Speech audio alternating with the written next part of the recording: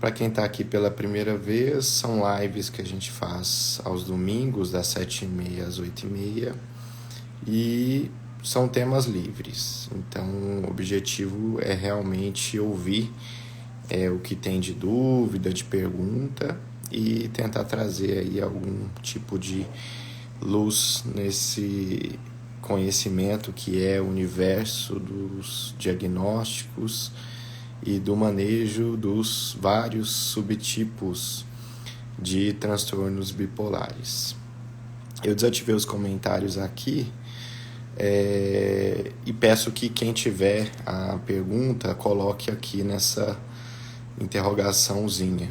E daí eu vou puxar a pergunta para a tela e aí vocês conseguem ver também a pergunta que a pessoa está fazendo e com isso fica menos distração aqui também para mim, porque quando fica as perguntas a gente se distrai um pouquinho, né? Porque vem várias coisas. Bom, então como eu estava falando, o objetivo realmente são perguntas livres. Vocês podem perguntar aí nos comentários, nessa caixinha de perguntas. E eu peço só para não serem perguntas de cunho pessoal, né? Então, às vezes, algumas vezes, lá nas caixinhas durante a semana, vem perguntas sobre o tratamento individual, e isso é muito difícil de opinar, porque são muitas variáveis que a gente tem que levar em consideração, e de repente uma resposta de uma caixinha pode acabar atrapalhando ao invés de ajudar a pessoa, né? Então, ela pode ficar mais confusa, mais insegura em relação ao próprio tratamento, e isso não é legal. Vou pôr aqui uma primeira. Então, a Amélia, coordenadora 2014, pergunta se o lítio ele é utilizado apenas para pessoas com transtorno bipolar, e a resposta é não.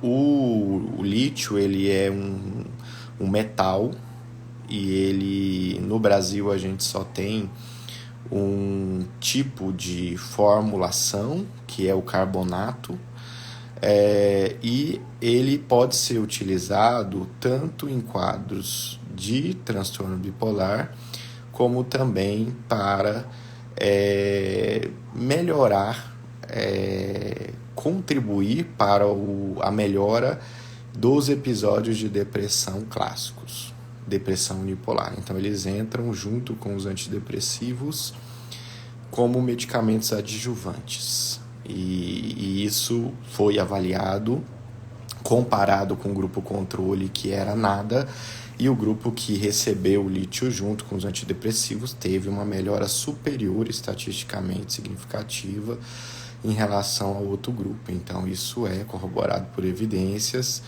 e é claro que não vai ser utilizado na maior parte das pessoas, porque isso está indicado apenas em casos chamados de resistentes, que é aqueles em que não há uma melhora completa, apesar de diversas estratégias para o uso. Além disso, o lítio se mostrou como um medicamento anti-suicida, independentemente do diagnóstico.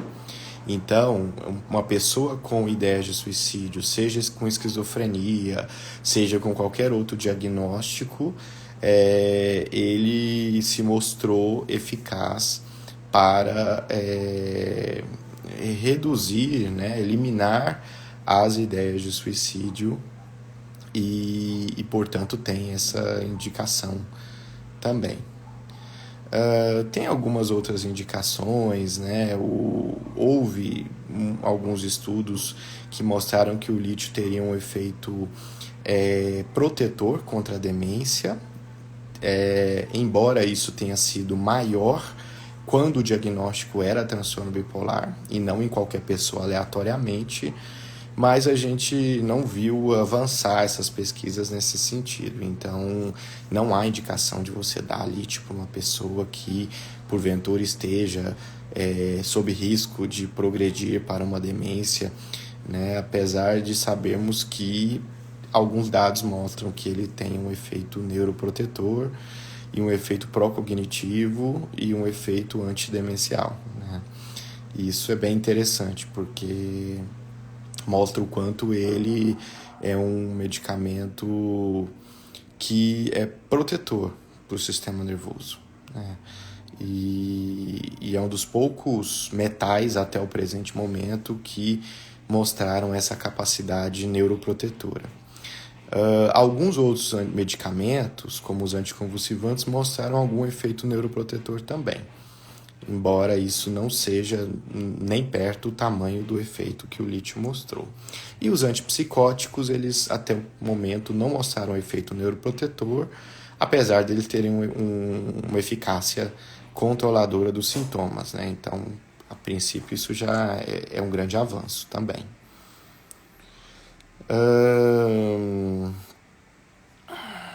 Vamos ver aqui, então, outras perguntas para não ficar...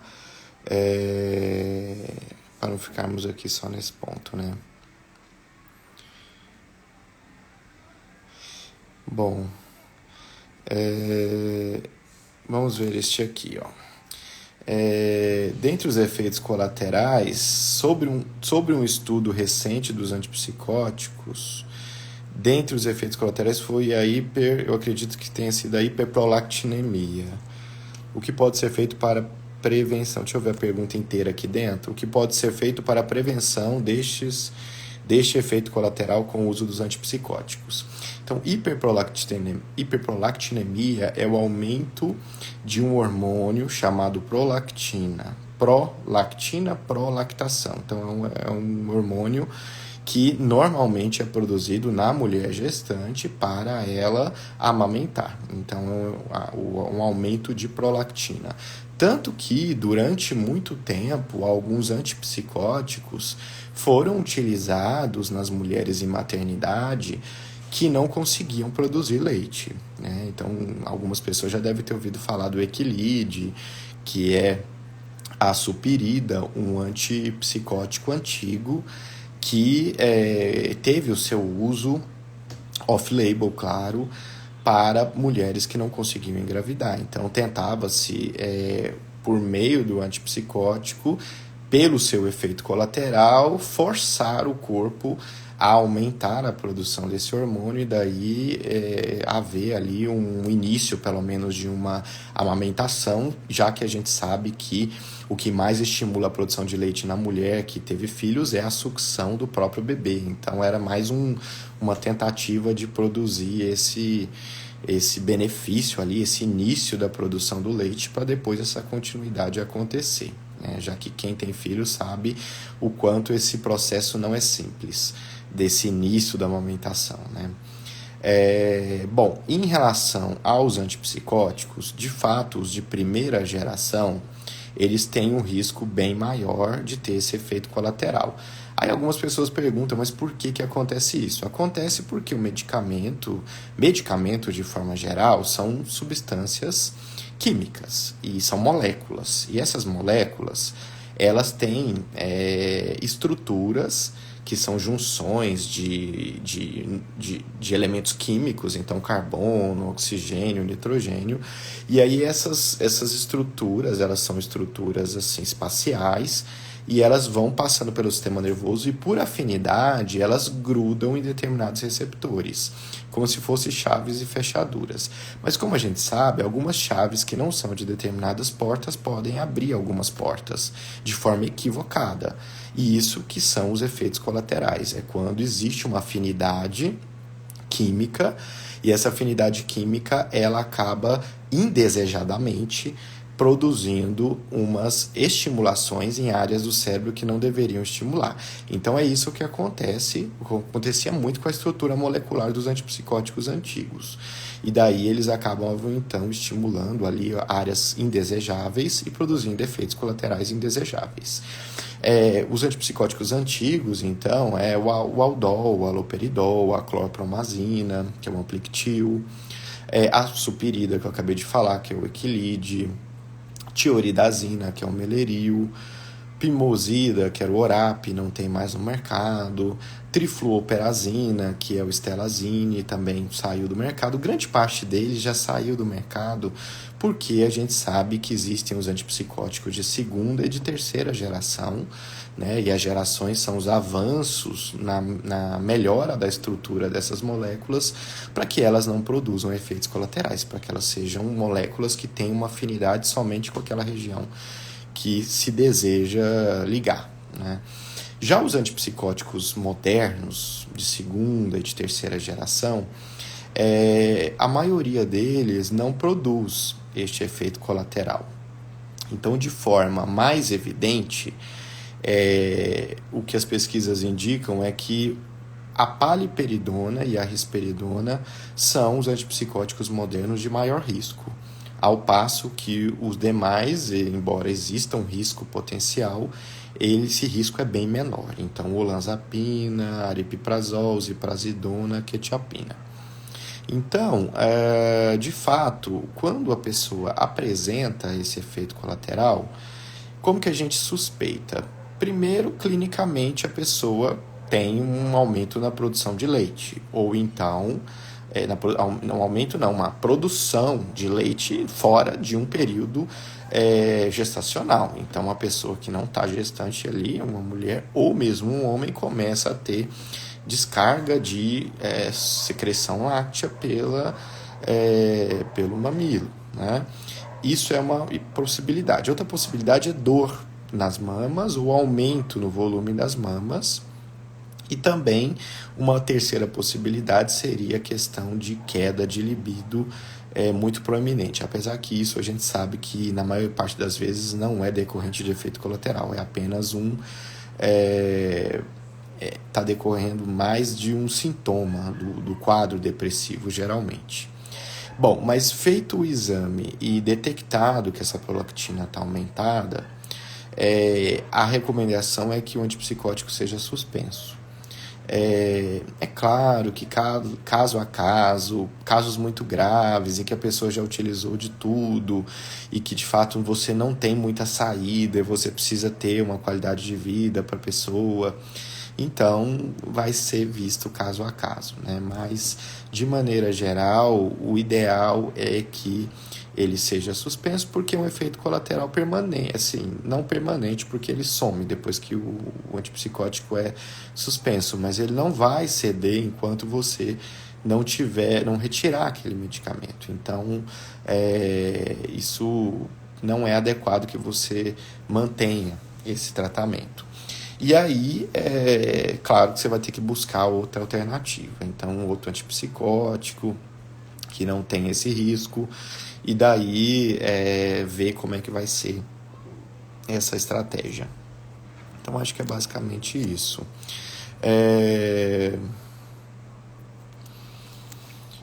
Aqui, ó. Quanto o bipolar, que eu já não gosto, o ideal é dizer a pessoa com transtorno bipolar, mas como o espaço é curto, eu acho que a pessoa quis dizer isso, né? Que é importante a gente não usar isso, né? Ou autista, ou deprimido, ou ansioso, ou bipolar, não é legal usar esse tipo de expressão, porque a pessoa não é o bipolar, a pessoa tem, assim como ela tem cálculo renal, ela tem diabetes. Quanto a pessoa com transtorno bipolar consegue segurar a irritabilidade, já que não depende da pessoa estar fora do seu controle. Então, isso vai depender da intensidade do sintoma. Esse é um ponto, e da intensidade da crítica, que também é um sintoma. Ter crítica ou não ter, que é o quanto a gente consegue ter consciência do nosso estar no mundo, do nosso comportamento, do nosso estado mental, do nosso estado emocional, de como a gente realmente está e o que a gente está fazendo. Porque quanto mais adoecida a pessoa estiver, mais ela não consegue ter uma leitura externa de como ela está e do que ela está fazendo. Basta a gente lembrar de uma pessoa que bebe muito, por exemplo. Aquela pessoa quanto mais ela progride nessa intoxicação pelo álcool, mais ela vai ter uma alteração do próprio estado mental, dos próprios comportamentos, da própria crítica sobre o comportamento. Então, aquelas cenas que a gente vê na internet da pessoa extremamente alcoolizada e que ela diz: eu não tô bêbada, eu tô normal, vocês querem ver? Eu fico em pé aqui com uma perna só, aí começa a cair. E olha o quanto é complicado isso, né? Porque qualquer pessoa, se estiver alterada do ponto de vista mental, ela não tem capacidade de fazer uma leitura externa. Então isso é até um pouco assustador, né? Claro que isso não acontece, uma perda do nosso contato com a realidade não vai acontecer espontaneamente na maior parte das pessoas, né? Você está aqui, de repente você começar a alucinar ou delirar, ou ter comportamentos que você não controla do nada. Geralmente isso vai acontecer sobre o uso de substâncias ou em pessoas que de fato tenham transtornos muito graves, como a esquizofrenia e o transtorno bipolar tipo 1. Claro que pode ter delírios e alucinações no bipolar tipo 2, no transtorno bipolar tipo 2, no episódio depressivo, mas isso é em situações específicas ali daquele episódio. Então não vai ser uma coisa completamente espontânea, né? Mas, apesar de tudo isso que eu falei aqui, de alguma forma, em todos os transtornos mentais, seja numa ansiedade leve, seja num toque mais leve, seja num transtorno alimentar mais leve, seja num indivíduo com depressão mais leve, existe algum grau de perda de crítica. Existe, porque isso é a base do sintoma. O cérebro não está completamente... É a base dos transtornos. O cérebro não está completamente consciente de toda a percepção e de toda a leitura que ele faz de si mesmo e do seu próprio comportamento. Então, quanto mais a pessoa tem, quanto mais intenso for um sintoma, maior a chance de a pessoa não ter controle. Então, vamos imaginar, em questão da irritabilidade, um quadro extremo. Num quadro extremo, a ponta de K da gravidade é uma pessoa psicótica. Então, ele vai estar agressivo, irritado, agressivo, uma agressividade muito intensa, então violento. Essa agressividade ela não é só verbal, mas ela é física. E existe uma perda completa de contato com a realidade. Então eu estou com um delírio. Então eu digo assim, delírio é uma ideia falsa sobre a realidade. Então eu digo, eu sou uma pessoa que tem o poder de matar qualquer um, porque eu fui escolhido. Então um delírio religioso, por exemplo. Além disso, alucinações. A pessoa pode escutar vozes, faz isso mesmo, acaba com ela, quebra tudo. Se você quebrar tudo e matar sua família, você vai libertar a vida de milhões de pessoas no planeta. Então vejam o quanto nós que estamos com o contato com a realidade preservado, nós temos que ter uma certa noção que a pessoa que perde o contato com a realidade, ela não tem o que fazer. É como se ela fosse um navio no mar revolto. Aconteceu aqui em São Paulo um caso de uma pessoa com esquizofrenia que empurrou uma outra no metrô e matou uma pessoa porque a pessoa foi jogada. Mas vejam o quanto isso é complexo, porque nós não temos noção de quais delírios e de quais alucinações essa pessoa estava tendo. E ela estava doente. Então qualquer pessoa que chega num grau de adoecimento como esse pode, de fato, ter comportamentos muito estranhos e muito complexos, né? Claro que essa pessoa deveria ter um suporte, deveria ter alguma família que desse o suporte, porque a doença mental muito grave, ela vai precisar da figura do cuidador de suporte, porque claro que se ela estiver tratando e equilibrada e tudo, isso não vai acontecer de uma hora para outra. Mas se essa pessoa não faz o tratamento, ela pode chegar num ponto em que ela, de fato, tem atitudes que ela já não existe ali mais para controlar esses comportamentos. O cérebro dela ele tá assim completamente descontrolado, como um carro descontrolado descendo uma ladeira. Então, imagina, eu estou dirigindo um carro e o meu carro ele estoura o freio. Aí eu vou descer na ladeira e mato um monte de gente. Quanto que eu tenho de culpa nisso? Eu estou dentro do carro, eu não tinha o que fazer. Ele perdeu, gente, eu não tive o que fazer, acabou tudo aqui. Eu só estou dentro vendo aquilo acontecer. E no caso da pessoa em crise, ela não está nem vendo com crítica, né? Como é o caso desse exemplo do carro, que a pessoa está ali dentro desesperada vendo o que está acontecendo. Então é claro que assim, esse ponto que eu disse, né, esse exemplo é um exemplo extremo de uma pessoa, né, com um diagnóstico de um quadro que tem uma possibilidade de uma alteração de comportamento mais complicada, mais grave. Mas se a gente for começar a descer nesse espectro das alterações, à medida que a gente vai caminhando para cá, para um quadro mais leve, ou perto inclusive da normalidade, entre aspas, né, a gente vai ter, não vai acontecer delírios, alucinações, mas essa crítica sobre o quadro, ela ainda pode não estar presente. Então, eu posso ter aqui, nesse ponto aqui, quase perto do mais grave, uma pessoa que ainda tem um quadro muito grave, mas ela não está com delírios e alucinações. Mas ela, em virtude do ódio e da raiva extrema, ela pode ter um comportamento muito violento e até matar uma pessoa. Por quê? Porque a alteração de humor foi suficientemente grave para descontrolá-la e fazê-la, naquele momento, perder completamente o controle sobre o seu próprio comportamento. E aí ela emite um comportamento violento, agressivo, hostil, que acaba trazendo uma consequência às vezes irreversível, como a morte de alguém, ou então uma exposição social, quebrar tudo num ambiente que todo mundo está vendo, as pessoas filmam a pessoa tendo aquele surto de descontrole.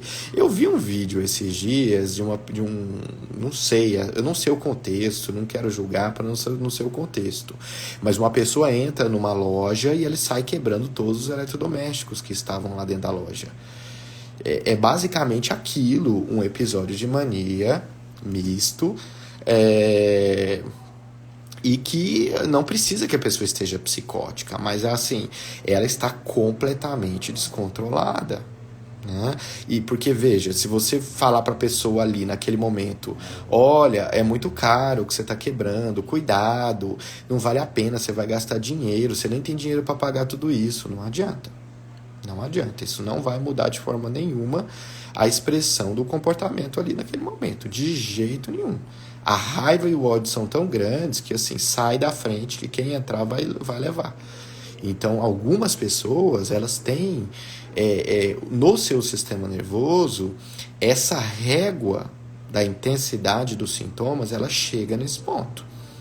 Ela chega nesse ponto que ela fica cega e ela sai como um trator desgovernado passando por cima de qualquer um que estiver na frente dele. Tá? Então aqui é esse ponto daqui. Um ponto um pouco aqui para baixo é a pessoa que fica irritada, fica agressiva, mas isso é no verbal. O que também não é tão ok assim. Por quê? Porque a gente sabe que a agressividade verbal ela pode destruir a vida de uma pessoa. Como? Porque ela pode se expor no ambiente social e várias pessoas, vendo aquele comportamento, simplesmente se afastarem da pessoa e falar, não quero contato nenhum com essa pessoa nunca mais. Ela pode se queimar num ambiente de igreja, num ambiente de escola, de trabalho. Ela pode ser filmada, tendo uma discussão verbal com alguém num restaurante. E aí aquilo pode chegar no trabalho dela, no ambiente do prédio dela, no ambiente próximo dela. Então veja que também o descontrole de agressividade verbal, ele não é tão ok assim, porque imagina, você vai e tem um descontrole numa reunião, num trabalho, você xinga seu chefe, você xinga todo mundo, você perde o controle. Aquelas pessoas ali têm vários contatos com outras pessoas, essa informação ela é disseminada em uma rede profissional e essa pessoa não consegue emprego nunca mais. Por quê? Porque as pessoas, elas não foram ainda, em pleno 2024, ensinadas que o comportamento ele tem várias origens, ele é multifatorial. Uma pessoa que apronta um barraco num ambiente público tem várias explicações para esse comportamento. 1, ela podia estar sob efeito de drogas. 2, ela pode ter um transtorno mental. 3, ela pode realmente ser uma pessoa que tem uma personalidade que nunca teve limites e, de fato, ela sempre foi daquele jeito. A família inteira é daquele jeito, isso é reforçado na família. Barraco mesmo, tem que ir acabar. Entende? São valores, muitas vezes. Então, mas as pessoas elas sempre acham que um comportamento desses é por falta de educação, por falta de limites. Então, assim, não existe na cabeça das pessoas outras possibilidades. E o certo como seres humanos é darmos o benefício da dúvida. Será que essa pessoa, na verdade, não é vítima e não algoz desse comportamento? E aí aqui entra num ponto interessante, porque quando a gente fala sobre isso, dando aula para os alunos, todo mundo sempre levanta a mão. Então todo mundo pode fazer o que quiser e que está tudo bem, ela é portadora de um transtorno. Não, veja, se a pessoa comete um crime, mesmo portadora de um transtorno bipolar, ela vai ter que pagar pelo crime, porque o crime é uma coisa, o diagnóstico é outra. O crime é uma regra social definida por nós, enquanto sociedade, que dizemos que aquilo não é aceitável. Então eu vou responder pelo meu crime.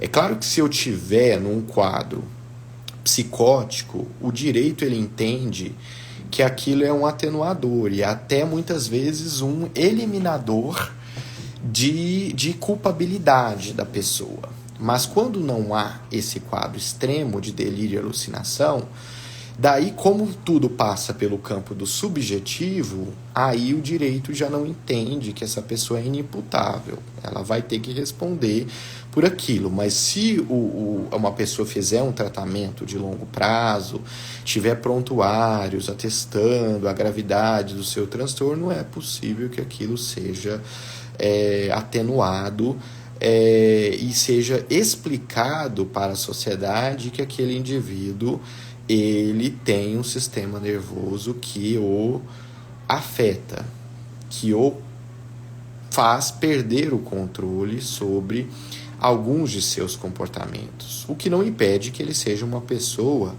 que seja um bom pai, que seja uma pessoa que possa cuidar de crianças, que possa pegar um bebê no colo. Uma coisa não tem nada a ver com a outra. Todos aqui já sabem, eu acredito, porque fazem parte de uma rede que entende um pouco mais sobre transtornos de humor.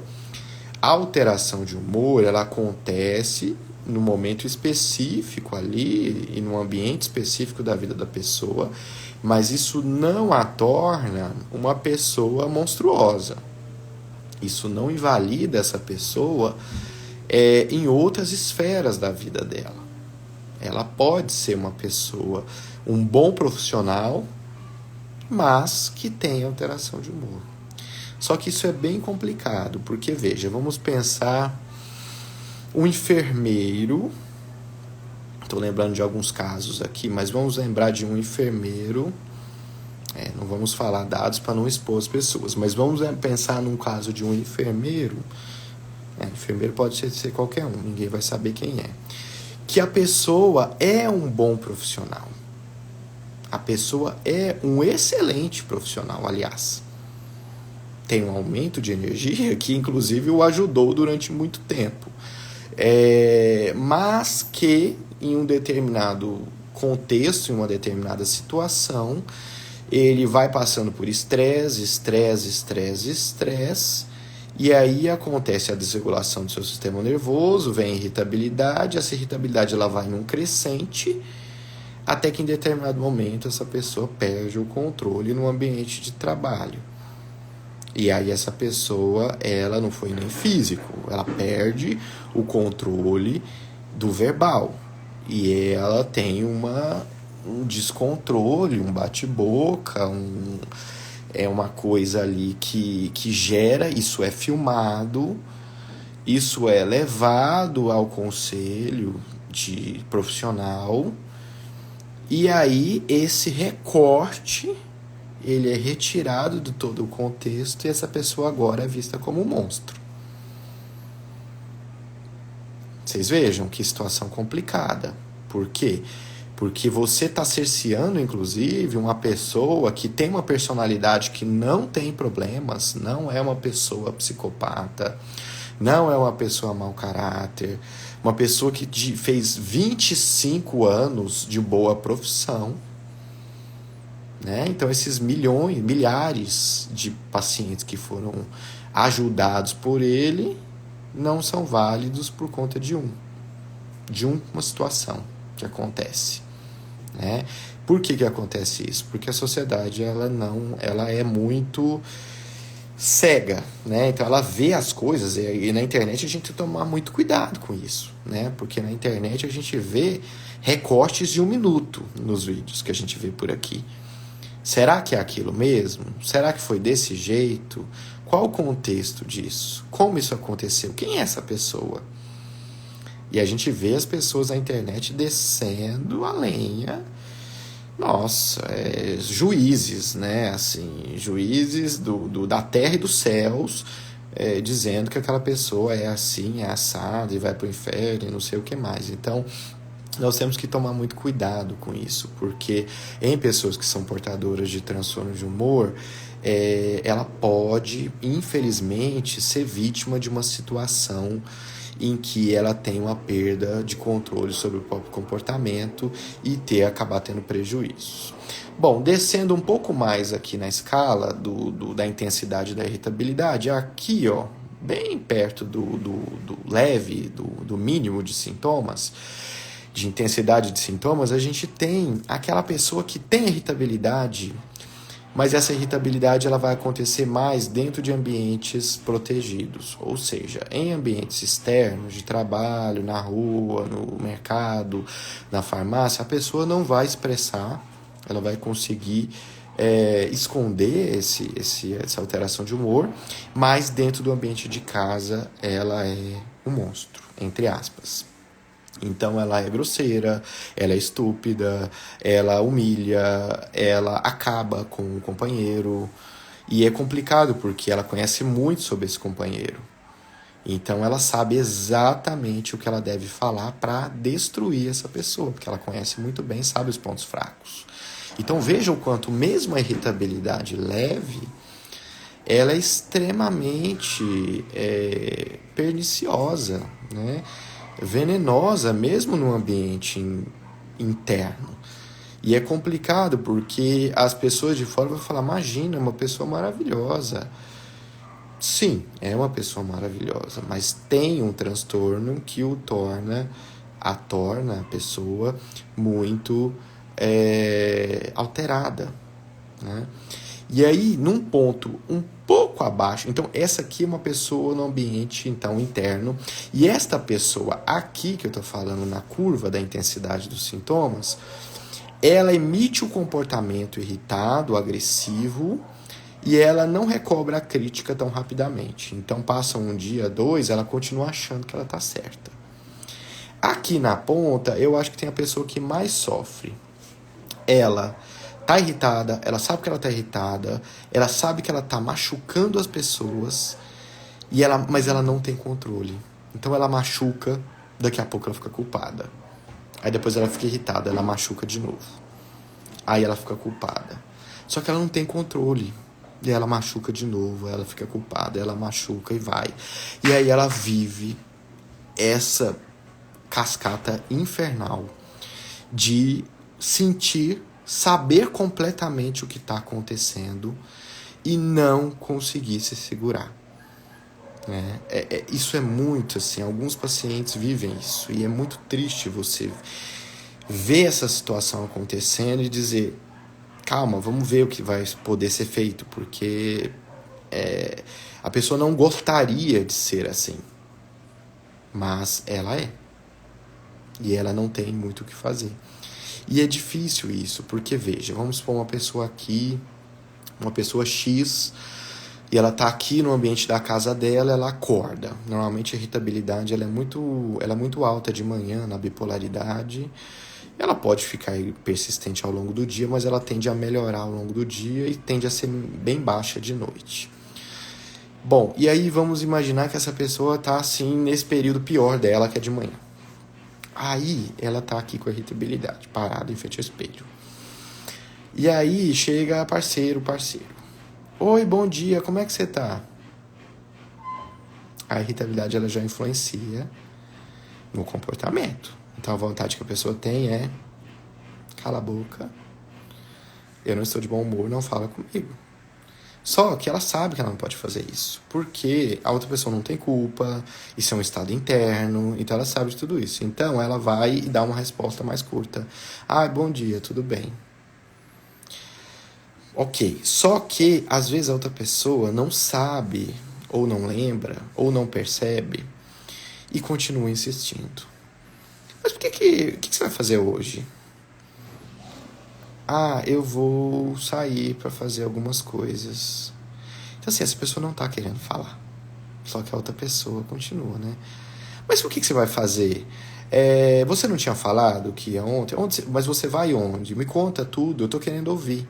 Então, o que eu tô querendo dizer com tudo isso? Que quem tá próximo tem que ajudar de uma certa maneira, tá? Porque, primeiro, com a convivência. Você já convive com a pessoa há muito tempo, é importante que você não olhe só para você olhe para o outro e entenda como é esse outro. Essa pessoa fala pouco de manhã, então eu não vou falar com essa pessoa de manhã. Eu vou esperar que ela fale comigo. E o que é pior, às vezes, algum familiar que assim, ou parceiro, afetivo, e não fala comigo. Por que você não fala comigo? Por que você tá calado? Aí começa aquele perturbar que muitas vezes não é da pessoa, não é com você. Nem o mundo não gira ao seu redor. Calma, relaxa.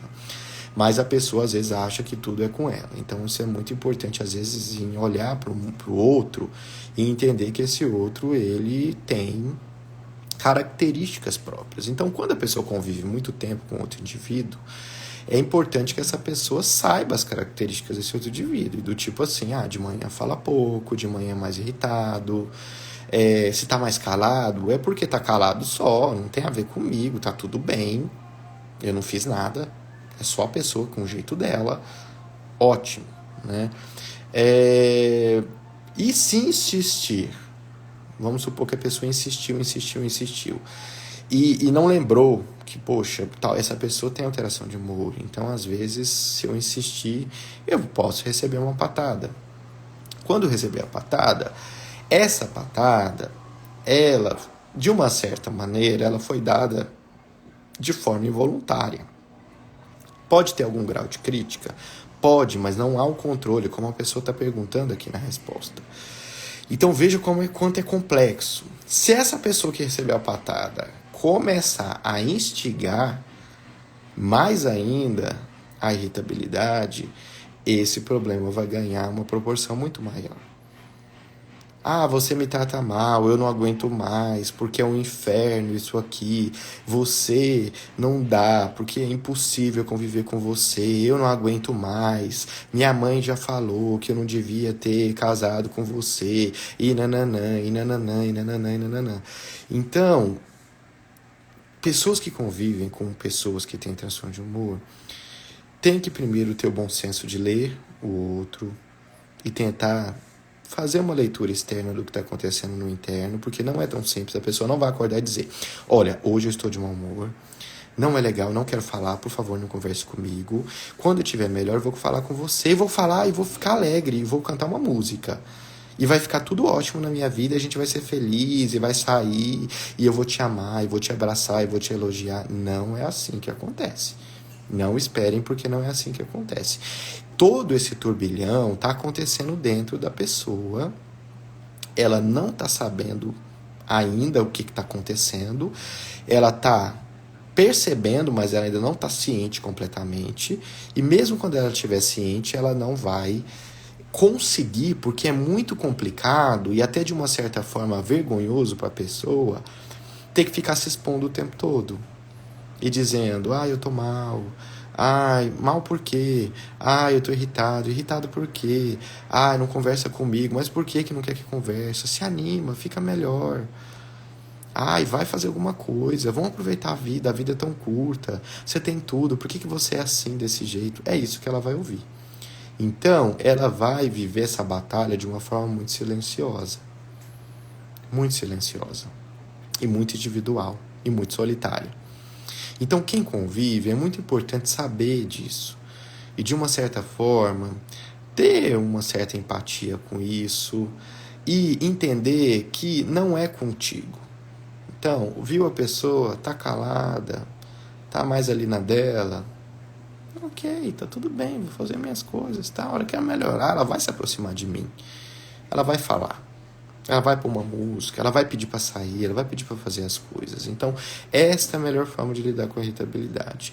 Reagir a um comportamento irritado, a uma patada, a uma explosividade no dia a dia, é a pior coisa. É a pior coisa, porque é a mesma coisa que a pessoa tá com uma ferida na pele e fala, não encosta que tá doendo. Eu vou e fico encostando, e fico jogando água, e pego uma faca e fico raspando a ferida da pessoa. É exatamente a mesma coisa. Você tá pegando o sintoma e você tá pedindo para que aquele sintoma piore e que aquilo exploda em você, né? Claro que se a pessoa não quer buscar tratamento, te humilha o tempo inteiro, ela te trata mal, acaba com você, é outra coisa.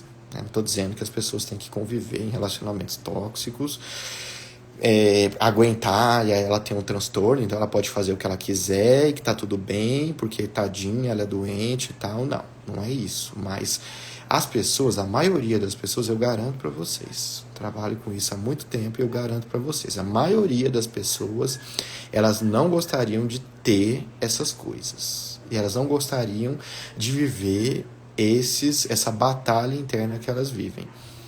É muito difícil.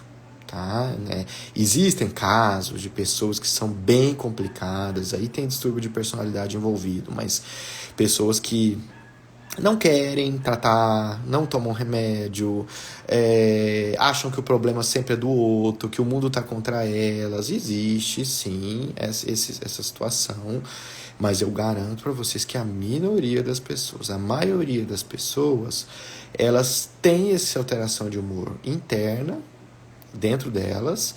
Essa alteração de humor, ela é aleatória, é imprevisível.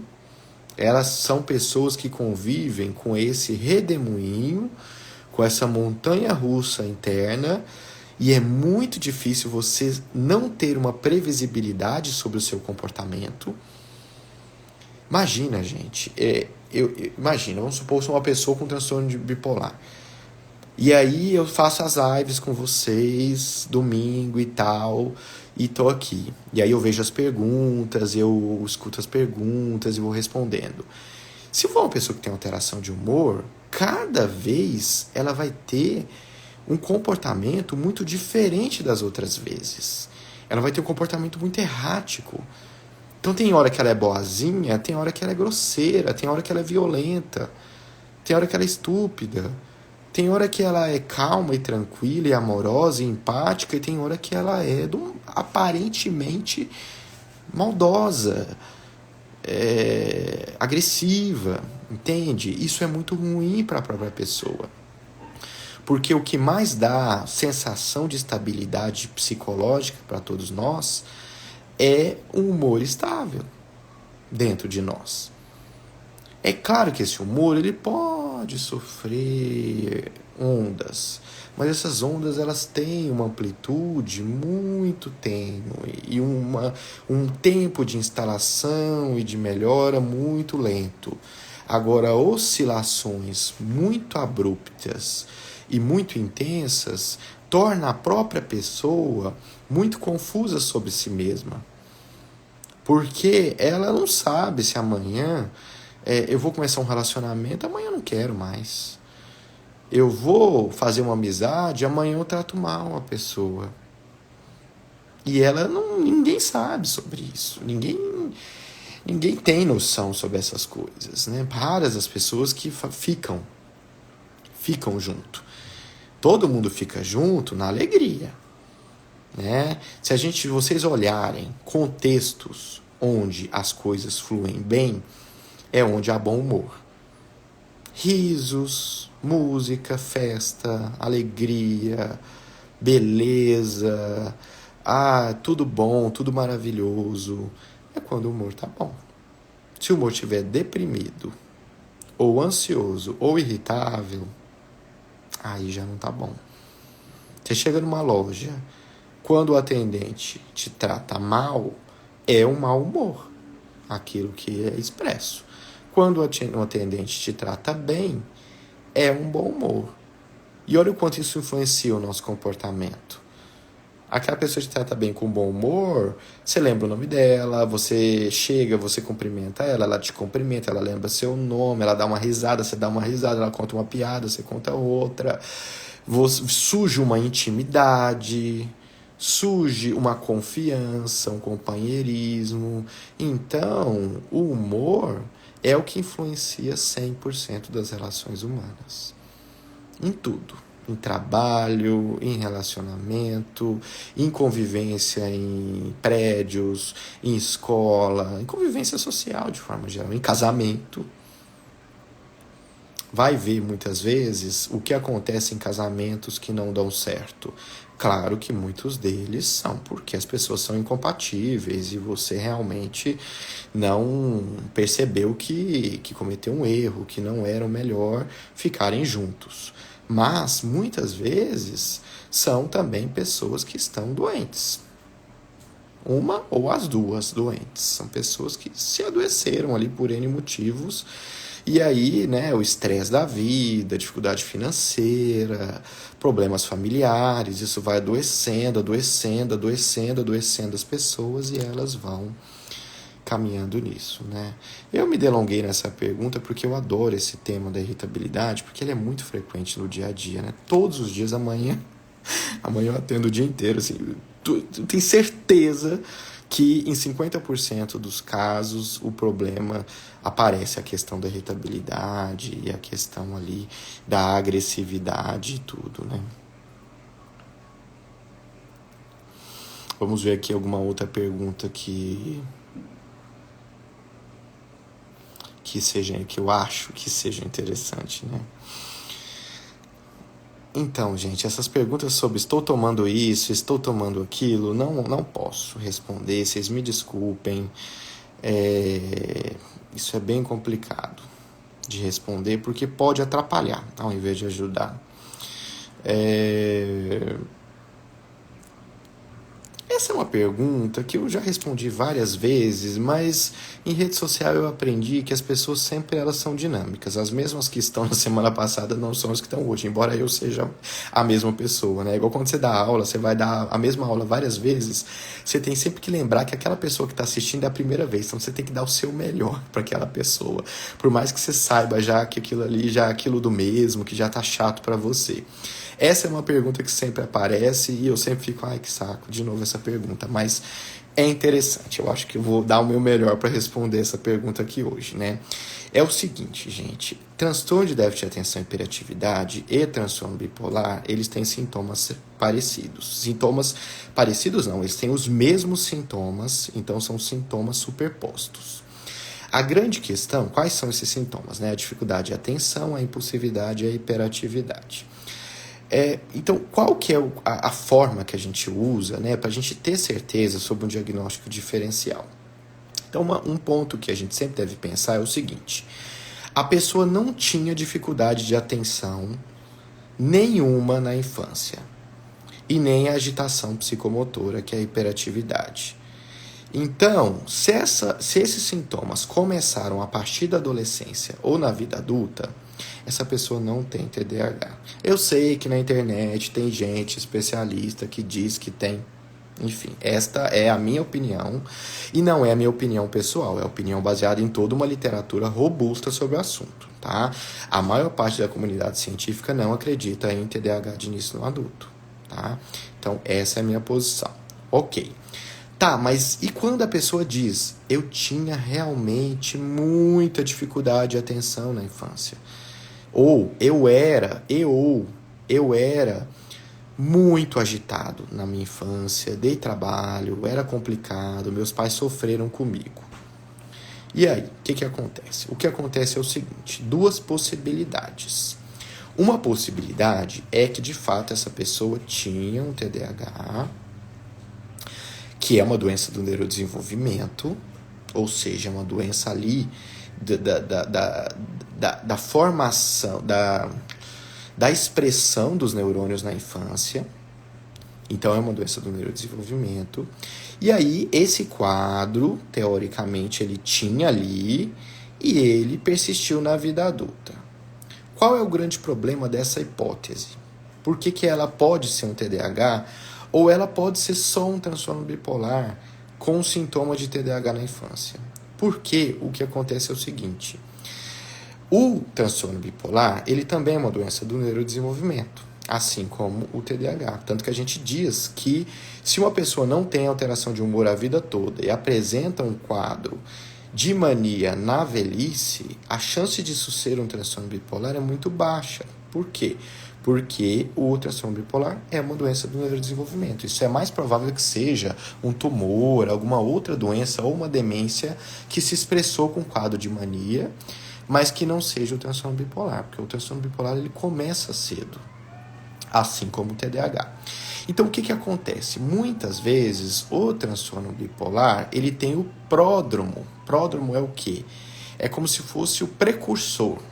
Antes de mostrar a cara do bicho, ele mostra só algumas características, algumas patinhas. E quais são essas patinhas? Sintomas ansiosos, alteração inespecífica de humor na infância, vide irritabilidade, e o terceiro, os sintomas TDAH-like, que são déficit de atenção e a hiperatividade. Então, o que acontece é que pode ser, muitas vezes, que o transtorno bipolar ele se expresse como TDAH na infância, e a hora que vem a vida adulta, aí mostra de fato a alteração de depressão maior e de hipomanias ou manias. Vocês não estão vendo a mão aqui, né? Manias mostrando sendo bipolar 1 ou bipolar 2. Como que a gente então faz o diagnóstico diferencial? Se o recomendado para quem trabalha com transtorno de humor, que seria, eu acho que o mais adequado. Se você tem um adulto que tem os sintomas desde a infância e que de fato pode ter um TDAH, primeiro na vida adulta você vai estabilizar o humor da pessoa. Tirá-la completamente da depressão, ou da hipomania-mania, ou do estado misto. Primeiro, antes de qualquer coisa. Por quê? Porque só assim eu vou conseguir, de fato, ter um diagnóstico diferencial, porque eu controlei a doença 2, que seria o bipolar, e aí eu vi a doença 1, que seria o TDAH. Aí agora, e além disso, controlado o transtorno bipolar, eu tenho muito mais chance de usar um tratamento de transtorno de déficit de atenção e hiperatividade sem produzir instabilidade no transtorno bipolar, que é um quadro grave também. Tá? Então, eu acho que a gente não pode pecar pelos excessos, ou seja, tanto eu não diagnosticar um TDAH que existe junto com o transtorno bipolar, quanto eu ignorar completamente que existe transtorno bipolar e TDAH e sair tratando, porque é como se eu estivesse dando no liquidificador 2 tipos de fruta e não tô nem aí, eu vou sair tratando os 2 de uma vez. Não é assim. Por quê? Porque quando esse liquidificador ligar, aquilo ali vai virar uma mistura muito complexa que não é tão simples depois de a gente controlar. Então, não sei se deu para ficar claro, mas é basicamente isso. Então, se eu tenho o início só na vida adulta, provavelmente isso é do transtorno bipolar. esse déficit de atenção e hiperatividade. Se eu tenho um início na infância e que se persistiu na vida adulta, mas eu tenho transtorno de humor, eu tenho um quadro compatível com bipolaridade tipo 2 ou 1, eu trato primeiro essa doença e aí eu observo se os sintomas regrediram ou não. Se eles regrediram, eram sintomas de déficit de atenção e de hiperatividade do próprio transtorno bipolar, que começou lá na infância, aparecendo que era um TDAH, mas era um bracinho do próprio transtorno bipolar. Se eles não melhoram, se eles persistem apesar do tratamento, aí eu começo a fazer o tratamento do segundo transtorno, do transtorno de déficit de atenção e hiperatividade. E agora eu também vou estar muito mais confortável porque eu tenho os estabilizadores protegendo esta pessoa de uma instabilidade. Porque a grande questão maior no longo prazo é essa instabilidade que pode surgir em decorrência do tratamento, né? E outra, né? Se eu errar nisso e eu pressupor que é um TDAH já de cara, e na verdade não é, na verdade é aceleração de pensamentos do transtorno bipolar, produzindo distraibilidade, mais agitação psicomotora, o que eu vou acabar tendo é uma piora ali do quadro. E aí isso vai se tornar muito mais difícil de tratar. Então, olha, eu vou dizer para vocês, a maior parte dos casos, claro que óbvio essa colocação que eu vou dizer, a maior parte dos casos não é verdadeira comorbidade. A maior parte dos casos, quando você estabiliza os sintomas de ativação, a pessoa fala: nossa, meu pensamento, não escuto nada. Não escuto nada no pensamento. Igual eu tô aqui, minha sala tá... Então, os vizinhos não fizeram barulho hoje, aquele barulho de domingo à noite que eles adoram fazer. Silêncio total. A pessoa fala isso. Quando ela tem esse silêncio total dentro da mente dela, ela vai ter atenção total. Por quê? E os pensamentos são encadeados, não é aquela profusão de pensamentos. E pensamentos aleatórios que nem ela quis ter, são pensamentos que entram na cabeça.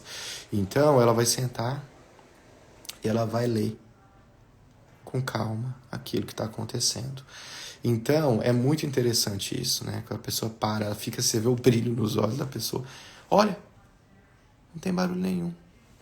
Né? Assim, é estranho até pra gente, né? De fora, né? Porque a gente não tá ouvindo esse barulho mental que a pessoa tem, mas é interessante a gente ver isso, né? Porque dá para imaginar como é ruim a pessoa viver com uma mente que não para de falar. Ruído, né? Barulho ali dentro. Então é isso, pessoal. Aqui tá dizendo já que a live vai terminar em 1 minuto e pouco. Então passou rápido. Para mim passou, não sei se para vocês passou também, mas obrigado por estarem aqui comigo novamente. Agradeço essa companhia, sempre muito grande, num domingo à noite, ao invés de ficar assistindo Fantástico, que era o que eu fazia na minha infância, antigamente, quando a TV ainda era, né, o supremo da informação que a gente tinha. E é isso, nos vemos ao longo da semana nas caixinhas e no domingo que vem para mais um bate-papo aqui. Um abraço a todos e muito obrigado de verdade. Tchau, tchau.